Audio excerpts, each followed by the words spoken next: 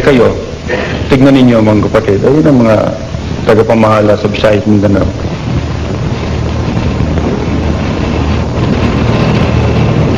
Nagpalitan tayo ng mga matatagal na sa pamahala. Isa-isa lumalapit sa akin, dumadaing sa akin, kapatid, meron mo akong problema. Ano?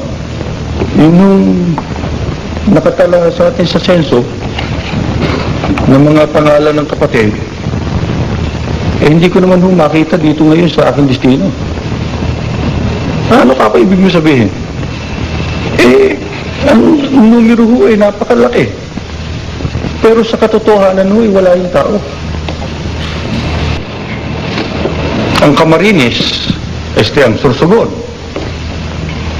hinihiling sa akin na alisin sa talaan ng kulang-kulang na 400 tao, kukunti lang naman ang kapatid sa Sorsogon.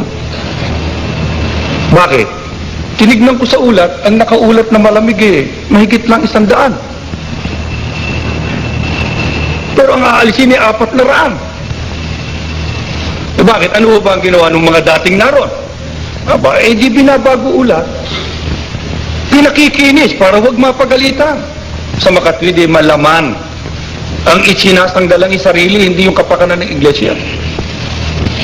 Ngayon ba, sa Sorsogon lang, laganap siya kung saan-saan. Maski sa Maynila, ang mga manggagawa rito magdaraya. Sasabihin sa iyo, dinoktrinahan ko yan, hindi naman. Sasabihin sa iyo, nabautis, yan ho ay nasubok sa pagsamba, pero hindi totoo. Bakit? Nakita sa matatandang ministro, nakita sa matatandang manggagawa. Na yung palang paraan para siya ay bumuti sa paningin ng pangasiwa.